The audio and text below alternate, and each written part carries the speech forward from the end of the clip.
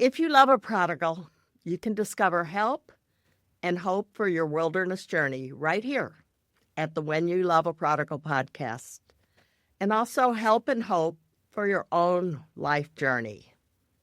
Now, personally, I have had a good summer, followed by a serious injury to my shoulder that sidelined me for several months. But we're glad, and I am excited about this special guest that I have today. Justin Gambino is a new Texas friend for me. He lives in Freeport, Texas, where my wonderful Aunt Frances lived. I spent time with her every summer in junior and senior high school, and Justin knows where her beach house was and her house in town and the Riverside Country Club, Surfside Beach, all the places that I would visit when I would spend some time with her each summer. And so when I found out he was from Freeport, I was excited to just say, we're like friends, brothers and sisters almost. And we finally got to talk about his life, and he has an eventful prodigal story to share with us. So Justin, welcome. Thank you so much for having me. It is definitely my pleasure. So I want to give you a little bit of time to talk about some of your early life, your family, the church you were a part of, the upbringing. Yeah, so I was one of six kids, or am one of six kids, and growing up, my mom and dad, we were all homeschooled.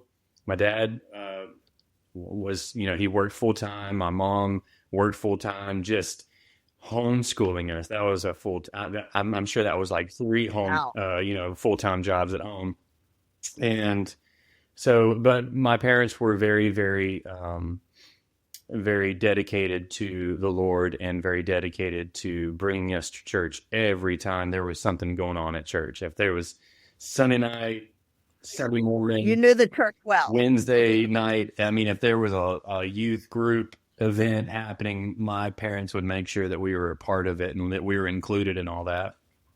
And that was like majority of my childhood. At the age of 5, my mom would say that I would bring my Bible to church and I would strum on it like a guitar during the worship. And I think that was mainly because the pastor that was leading worship, he was playing the guitar, so I was just kind of mimicking him at the early age of 5. And at the age of 9 is when my parents decided to put me in music lessons, starting off with the piano. And I did not like the piano one bit. I was very, very quick on my feet to tell my parents, like, I did not like doing the piano. And but once I landed my eyes on a guitar, I knew that was going to be my instrument of choice. And so at the age of 15 is whenever I started learning how to play guitar. I got my first guitar and leading worship. It's crazy how, like, at the age of 5, I'm mimicking the worship pastor, on my Bible. And then 10 years later, I'm actually up there with him, strumming on the guitar, playing the songs. I love it. But at the age of, I think it's kind of interesting how at the age of 15 is... Not only was the Lord putting the guitar in my hands, but that was also the same year that I got my first paying job, and which also led me to hanging out with a completely different crowd than what I was raised around, which was in church. And that's whenever my prodigal story began. So kind of give us a little description of how it progressed. Yeah, so whenever I first got my guitar at 15, got my first job, just really started getting pulled in by the wrong crowd that I just wanted to fit in with them. I wanted to fit in. I wanted to go to all the parties. I wanted to hang out with the kids. Whole new life. I just wanted to be quote unquote cool like them. I wanted to fit into a group of kids that I wasn't raised around. So these were kids, not saying anything bad about public schoolers, but they were all public schoolers, and they weren't the greatest influence on me. And so 2 to 3 years of going out and partying and drinking underage, and everything led to I mean, I've been saying this on tour too. Like, you hang out with someone long enough, you're going to start acting like them. You're going to start talking. It rubs off. Yeah. And so, before I knew it, I was committing theft. I was breaking and entering, and I had just turned 18 whenever I was standing before a judge in a courtroom, looking at a felony on my record and going to jail. But that was like a big turning point, because that judge saw a good kid that just made a wrong turn. And I recently And how I wonderful. recently learned, or I at least recently heard a sermon, about, like, whenever you're sailing and you're looking at your compass, if you're 1 degree off on your compass and you go to start sailing 10, 20, 30 miles, 100 miles, you're sailing, which is 1 degree off. You could be way off course in a matter of Yeah. days or months or years. And so 3 years of me, just taking a wrong turn, I was sailing in the wrong direction. But that judge saw that, and he said, I see a good kid in front of me that just made the wrong turn, and I want to give you an opportunity to make a good choice today. He said, you can take the felony, you can go to jail. The choice is, How long would you be in jail, I would have probably? been, it was, I know it was going to be a minimum of 6 months up to 2 years. And then of course a felony on my record. And And how were your parents oh, responding my to parents, that? my mom, I remember, I remember because whenever I got caught, I was very, I was very, cooperative. So I kind of feel like they were a little easy on me, because whenever I got caught, I was just, like I said, very cooperative. I didn't put up a fight. I didn't run. And they're like, man, you're just a kid. I mean, and I mean, if you find my mugshot online, which it's still out there, still available, I look like a 14 or 15-year old. I do not look 18 years old. And, so they Were, never put me in handcuffs. And so when my mom came to pick me up at the jail, she saw me just sitting on a bench outside the jail cell with no handcuffs on, and my mom was livid. She was barking orders at those jailers, and she said, "You put that boy in handcuffs. He needs to feel, he just needs to feel the full effect of his decisions today." And were they aware of the several years of the changes that they were could occurring in they could you? see it. I remember my mom just pulling me to the side a couple times. She's like, "It's like, is everything okay? You're acting different. We want you home by 10 p.m. You're coming home late." And yeah, I mean, yeah, they could see definitely a different shift in my attitude, and just me being at home, because I was still living at home. But then again, at the same time, there's 5 other kids. So I feel like if I was an only kid, they probably would have been down my neck a little bit more. But they had their hands full with 5 other kids, and Right, right. and so it also just took them by surprise as well, because I was doing a good job of just keeping it all in the shadows. So that you were in jail must have been a huge Oh yeah, shock. yeah. And yet your mom said, "Don't let him get away with Yeah, this." she came down to the jail and saw that I wasn't even in handcuffs. She said, "Put that boy in handcuffs. He needs to realize what he's done." And they said, "Well, he's been very cooperative. Like, we're just gonna, we're gonna book him out, get his fingerprints and his mugshot done." And I think my mom even drove home and made me walk home, like, because it was it wasn't, we lived out in the country, and so the county jail was just maybe 5 miles down the road, and it wasn't down major highways or anything. And so she was like, he can walk home. And I remember I was walking home, and there was a sheriff that pulled over, and he said, where you headed, son? I still scored me a ride on my way home, walking home, and my mom didn't like that either. They were just like, you look like a good So kid. you said if you only knew. Yeah. So what was it that the judge offered So you? the judge offered me, of course, he said the choice was mine. He said that, you can go to jail today with a felony on your record. He said, I'm prepared to um, make the felony into a misdemeanor instead. And if we did that, then you're going to need to do, I think it was like 14 weeks of community service, followed by signing up to be in the military. And so the Navy was my choice of branch. And I signed up for 6 active years and 2 inactive years in the Navy, following my 14 weeks of community service, which consisted of, the beaches that I grew up on, the Freeport Surfside Beach. Like, and, my childhood memories was my dad taking all 6 of us kids to the beach to play and throw the football. And now I'm going out to the same beaches to pick up trash. Gosh, awesome. Well, the Lord's sense of humor is always fascinating to Yes. watch Yes, it is. at what he does. So, um, you did that community Hmm. service for 14 Hmm. weeks, and then you were in the Navy. For 8 years. Yeah. And I would like to say that, joining the Navy and serving in the military, serving my country, that it was something that I was very proud to do.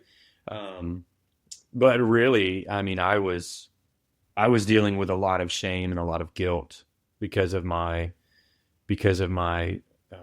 decisions that I made. And so that was really, I, I didn't feel proud to serve in those first couple years. It came with time. Um, and it was just 2 years into my enlistment. It was 2007. I joined in 2005. In 2007, we got deployed to Iraq, which was, just another huge reality check for me, because now Yeah. not only am I dealing with all the regret and the shame and the guilt of my decisions, but now I'm fighting for the very freedom that I had been taken for granted. Um, and that was a huge Wow. wake up call. But that was also where the Lord, I really sensed that the Lord was pursuing me, whenever I was over in Iraq, because that's whenever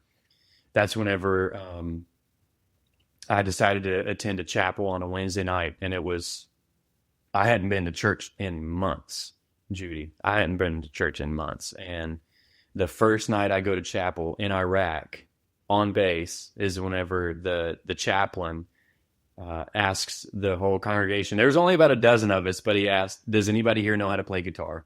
Does anybody here know how to play worship?" And I was the only one. I was the only, from what I recall, like no one else was raising their hands, but me. And that was, that's whenever the Lord put the guitar back in my hands. And up until then, where were you in the Oh, Lord? that's probably, I can honestly say that was going to be whenever I was furthest from the Lord. I had put God on the back burner. Um, I was so caught up in the regret and depression and the guilt, and why I was in the sandbox in the first place, was my decisions that I made. And so I was, not only the furthest from home that I'd ever been. I mean that from a physical standpoint and from a spiritual standpoint. I was just so far from uh, my heavenly Father's house. I was so far from being in communion with Him. So, And how did the chapel and the guitar begin to make a change? well, if I could, I kind of think of it as like, the table has been set for us, right? The Lord has set the table, Right. and there's an Yes. invitation and a seat always for His kids. And I felt like me leading worship was an invitation to that table. It was always set, but I kept saying, all right, Lord, maybe a rain check. I'll come over for Yeah. dinner next week. Another Yeah. time. I mean, Yeah. I think it's so easy for us to, um, make dinner reservations, so to speak, and then change them last minute, rain check it. And, the Lord had that table set, and he had the seat with my name right there at the table, and just waiting for me to answer. And so that's kind of how it felt from a spiritual standpoint, that it was just an invitation back to the table. Um, And so for the rest of your time in the Navy, that was a growing thing it again for was, you? yeah, especially whenever I was in Iraq, because I had called my dad and asked him to send me my guitar to Iraq. So there, I get my guitar that was my first guitar at the age of 15. That shows up in Iraq. I'm leading worship. And I really thought that after my deployment in 2007 that I could just come home and return home, kind of hit the reset button, start over. And what I was not, the Navy tries to, all branches really try to prepare you the best they can for what you're going to experience, the emotions and the feelings that you're going to have whenever coming home from a war zone. But really, that all just went in one ear and out the other. I was just so ready to get home and hit the reset button, and I just started getting hit blindsided with the PTSD and addiction to alcohol, and just felt like I just went right back into that rut of guilt and shame. So that must have been sad for your parents. Yeah, well, whenever I first came back from Iraq, my parents let me stay home, and for like the first I think it was for like 3 months maybe. I came home from Iraq, and they let me stay at the house until I found my own apartment and got back up on my feet. Just kind of transitioning from a war zone, which wasn't easy, but it was whenever I was able to hide it pretty good for the first few months. But once I got into my first apartment, that's whenever the addiction to alcohol, the PTSD really settled in. Even thoughts of suicide snuck in. The enemy was just planting seeds of lies in my mind. But the turning point really was a mentor and a friend of mine could see that I was struggling on the outside, and he invited me to a Bible study. It was a Friday night Bible study, And you and, went. and it was, and I went, and the wild thing is that like the invitation was just like that chaplain had for me in Iraq. He said, "Hey, why don't you grab your guitar and lead worship?" And that's what this mentor and friend of mine was doing. He said, "Why don't you grab your guitar and come help me lead worship at the Friday night Bible study?" And that's what I did. I started showing up, and that's whenever I started writing songs for the Lord. That's whenever I started writing songs just out of my experiences, out of my even from my doubt and those emotions that I was feeling in that time, but also how the Lord was interceding for me and how the Lord was fighting for me. That I just started writing those songs. So every time you heard the Lord, but then kind of turned your back again, the Lord came after Oh you yeah, again. he was just so. Uh, I like to say that God's love is like the waves in pursuit of the shoreline, and that might be me speaking, from just living on the coast for such a long time, and I've just been such a lover of God's creation, and just always loved the coastline wherever I'm at. The last time I was in England, I found myself on the coastline. The last time I was on the West Coast, I found myself, on the coastline where the redwoods were, and I was just I can't get enough of that. And so I kind of think of God's love kind of like, just wave after wave, just crashing on the shore, just never giving up, never relenting until reaches the shore. And in a way, I feel like I'm the shore, and he's just always in pursuit of me. So, besides your mentor, there was another special person God brought into Yeah, your my life? wife. My wife, I married my wife in 2013. Her name's Ashley. And so 2013, let's see, this coming March will be, yeah, 13 years. And the crazy thing is we are for the first time pregnant, and we're expecting a little boy in April. And you know so much more about how to think about raising a child by I now. I think so, and I think back, that we started trying to get pregnant at 5 years into our marriage, so it's been 7 years of on and off trying, and those times that we couldn't have kids, we're just like, well, we can just have dogs, they can be like our four-legged kids, our furry kids, and Yeah, I want to hear some more about the furry what's kids that? too. I want to hear about your Oh my dogs. goodness, we have two boxers, and one is the son of the mama. So we got a mama and her boy, and the boy is actually in between my legs right now. He hears me talking, but there's no one else in the room to him. And so he's just like, "Who are you talking to?" And he's looking around, and so yeah, the two boxers that we have, they're quite the handful. I'm anxious to see how they respond to a little human being in the house. Oh, yeah.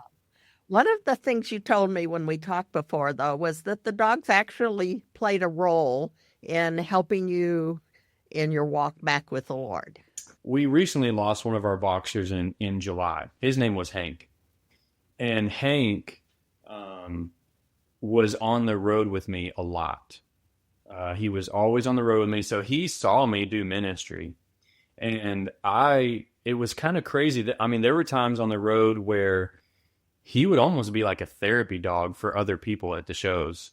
I've seen him cheer up autistic kids. So I think in a way, like I could see the love of God through the dogs as well. So you are expecting a Yeah. baby, but you're on the road a lot. Tell me, what's the focus of your life right now? What has God given you to do that He prepared you for long ago?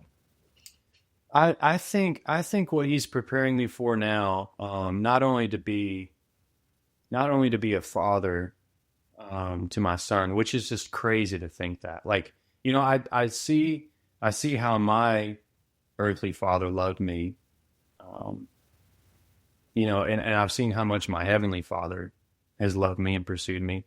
And so I feel like, even though I wanted to be a dad, you know, 5, 7 years ago, like, I feel like I wouldn't have been that great of a dad then. I feel like I would have just kind of gone through the motions, but now I really sense that the Lord has just done a lot of character building, and just molded me into who He wants me to be for this kid that we're about to have, um, which is just wild to me. Like, even the excitement that I had last night. So last night, Ashley and I were watching TV, and I get to feel him push, like my hands on her stomach, and I, Uh-huh. I'm give a little push, and I feel a little push back, and I was just like, this, I I I haven't loved something so much, and it's not even here yet, you know. And to think that that I that love it. It's so in freeing. comparison to the Lord's love for me is just nothing compares. Awesome. So mostly right now, what you're doing for a living is running around the country, singing. Yeah, I've been doing music full time for 10 years, a little bit more than 10 years. June of this year was 10 years, um, and yeah, writing, releasing music. Even though I've been on the road, so this last tour, I was on tour from June to November, and even in the midst of all that, I was going back and forth to Tennessee. I've been writing new music. We have, even though next year I'd have decided to not travel as much to be home with Ashley Good and the idea. son, at least for that first year. Um, I have a lot of new music to release next year, which I'm very, very excited about. Um, so yeah, just been staying busy while the baby is inside the womb, been getting as much done as I can. Oh, and the baby, he can hear that Oh yeah. music. Oh yeah. All right. So, are you writing most of it yourself I've then? been writing I would say maybe 50% of it myself, and the other 50% has been co-writing, collaborating with friends and industry friends in Tennessee, and this upcoming project, which is going to be a worship project, that has been mostly co-written with friends of mine. So, what is that? Tell me about that. Yeah, so the whenever I decided to start telling my testimony through music, um, that has just been, I'm trying to put it into words. It's been uncharted waters for me, of sharing my testimony that I had kept hidden for a long time. I didn't share this story for a long time. Not until I started sharing my testimony 2022, 2023. So it's been pretty recent. Um, but if I can put it into words, what this music has been like writing, it almost feels like the Lord has been inviting me into this garden to show me things that need to be pruned and uprooted or watered or tended to. And out of those times where it's just been in a secret place with Him, I've been writing these worship songs, or these song ideas have been coming to mind or coming into my heart. And so that's what this project is going to be about. It's going to be just about a walk in the garden with the Lord. And I'm really excited about it. And that's the title of a book that you have? The title of the book that I've been working on is called Made New, and which was the Oh, title of the okay. album in 2023. So the 2023 album Made New, um, that was the album that I decided to tell my story in 13 songs, and that's what embarked this journey of sharing my testimony with media and on podcasts like yours. And that's what has felt like uncharted waters for me, because I'm sharing a story that I had kept secret for so long, not knowing that whenever I decided to start sharing my story, there were so many people that were So that many. were moved So by it. many. Not only prodigals, but prodigals' parents.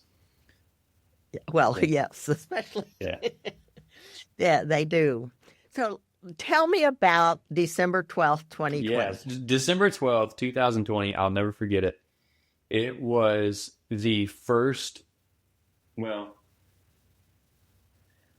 it was whenever that was my reviving moment. I'll put it that way. The Lord called me to do a night of worship, a night of revival at the very courthouse where I was judged at the age of 18. And I did not want to do it. I said no the first time to the Lord, and I lost that argument because I did not want to go back to the place where I had bad memories. I just didn't want to do it. And Wow. but I lost that argument with the Lord. I flew my band in, because my band and I were all from different states. So I flew them in. We had a night of worship on the lawn of the courthouse where I was judged.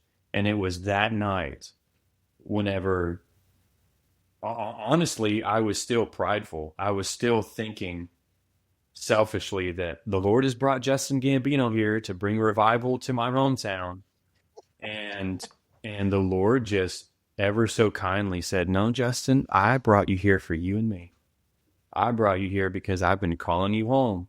You've been going through the motions. You've been checking the boxes. You've been doing all the things. Um, whenever you're on stage, you've been saying all the right things. You've been doing all the right things, and it's time for you to be all in." And I remember falling on my knees that night and just really fully surrendering to the Lord. And my life hasn't been the same since. you can go back to the songs that I was releasing, 2017, 2018, 19, 20. And then I think they're good songs, but there was something missing. Once you hit 2023, my catalog, the library of music from 2023 to now, to me, it's like, A okay, little I've different. decided to get very authentic and very just transparent with my story. And the crazy thing is that next weekend um, is the sixth annual revival at the very courthouse where I was a judge. So we've been doing it every year. We've Every year. we've been seeing prodigals come home, which is what happened in my life. This prodigal found his way back to the Father's house, and that's been my prayer for all these revivals that we've been doing at the courthouse. Is that the prodigal would come home. I love that that's continued, and it's kind of like a marker for you every year now, Yeah, uh, to take what God's done in your life and make it a possibility for yeah. others as well. So we are excited to hear your music and the book. You've is the book out, or are you Yeah, still working on working it. on it? Working on it now. Yeah, so I'm hoping to be done Okay. with it around this time next year. So it's gonna be I think it's gonna be pretty long. I think it's gonna be about 15, 16 chapters, and a book that you can sit down with for a month. I like that. It's um, basically everything I learned about loving a prodigal um, came out in the book I wrote, and it's devotional in that sense. But it's God uses it Yeah, tremendously. So I believe He's going to use what you are going to let Him work through amen. you, and the lives that you're going to touch will surprise you. Oh, it had the And Lord's been surprising me. Uh, yeah, I believe that He will continue to do so. so you have how many albums out, or since 23, the ones that are Um, more hitting total of I was since 2023. I've released two CDs. In total, I have six CDs. So in the last 10 years, I've released six. Um, but yeah, it's a new journey. It's a new season, and I'm excited to keep on writing songs that the Lord just writes through me and glorifying Him in the process. well, we're going to make available a couple of your albums to for drawing in to our Oh, audience, awesome, so awesome. that um, so we'll let them know how they can go online and uh, request to be in the drawing, so that we can send them your at least a couple of I them would love that. and bless I would them. love that. Especially the most of the people who are listening are going to be ones who have a loved person who's been on a journey, maybe not like yours, but in that same idea of really turning away from what they were raised as, and then the Lord pursuing them and not giving Amen. up. And we want to always be able to give them hope that that their loved one can come Yeah, back. And I know that yeah. personally, and your story tells it beautifully. And so I think it's going to be a blessing to many. Praise God. And any special prayer requests that you would have before we close? Um, just that the pregnancy keeps on going healthy, and yeah, that's the first thing that hits my mind. And And yeah, appropriately. and then of course the process of writing the book and the new music coming out, that the Lord would just use it to further His kingdom. Okay. Well, thank you so much. And I'm confident that you've touched a lot of people who are fearful, discouraged, thinking, will it ever happen? And you've told a story that God's intervening, God's following, God's not giving up, and they can keep walking with Him as they wait for their loved one to say, okay, here Yeah. I am, Lord. So thank You're you so welcome. much. You're And welcome. God bless you beyond what you can ask or Thank you, imagine. Judy. And thank you so much for having me.